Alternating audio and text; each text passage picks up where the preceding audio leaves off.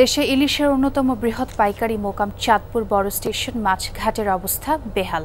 অস্বাস্থ্যকর পরিবেশে চলছে মাছ নিলাম, বিক্রি ও বাজারজাতকরণ। মানুষের গাদাগাদিতে ত্রাহি অবস্থা। সংক্রামক ব্যাধির ক্ষেত্রে ঝুঁকি তৈরি হয়েছে বলে জেলা সিভিল সার্জন। জেলা প্রশাসক সম্প্রতি এ নিয়ে উদ্যোগ নিচ্ছে বলে জানালেও ব্যবসায়ীরা বলছেন ভিন্ন কথা।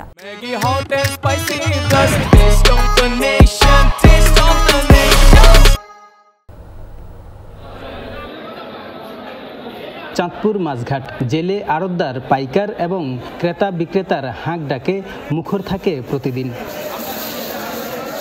কোটি কোটি টাকার লেনদেন হলেও আধুনিকতার ন্যূনতম ছোঁয়া লাগেনি শতবর্ষী এই মাছঘাটে। নোংরা আর অস্বাস্থ্যকর পরিবেশে চলছে মাছ বেচাকেনা। জায়গা সংকটের কারণে চলাফেরাতেও সংকটে পড়তে হয় ক্রেতা বিক্রেতাকে। আরেকটু পরিবেশ ভালো হওয়ার দরকার ছিল, যে মানুষের যাতায়াত অসুবিধা হইতে আছে। আধুনিক সুযোগ সুবিধা যদি দেয়, এটা হয়তো বা কমফোর্টেবিলিটি এনশিওর করবে।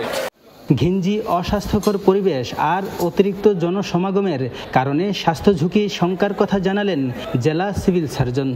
এই ধরনের একটা অস্বাস্থ্যকর পরিবেশে যদি মাছগুলো বিক্রি হয়, এখানে ক্রেতা এবং বিক্রেতা উভয়েরই প্রচন্ড স্বাস্থ্য ঝুঁকি আছে।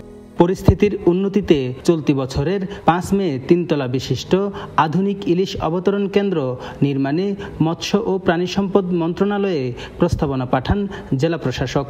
ইতিমধ্যে কাজের প্রক্রিয়া শুরু করেছে বাংলাদেশ মৎস্য উন্নয়ন কর্পোরেশন BFDC।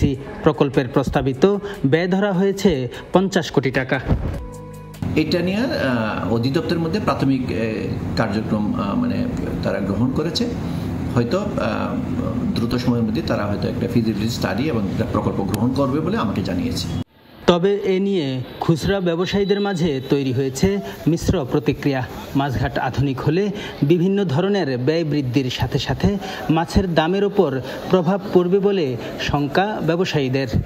আমরা উন্নয়নের বিপক্ষে না, কিন্তু এই আধুনিক ল্যান্ডিং স্টেশন আপনার বরিশাল এবং চট্টগ্রামে অতিরিক্ত চার্জের কারণে সেখানে ব্যবসায়ীরা কিন্তু যায় না। আধুনিক করতে গিয়ে আমাদের উপর যেন কোনো ব্যাট বা কোনো চার্জ না বসে। যদি এই ধরনের চার্জ বসে যায় তো সেক্ষেত্রে মাছের দাম অবশ্যই বেড়ে যাবে।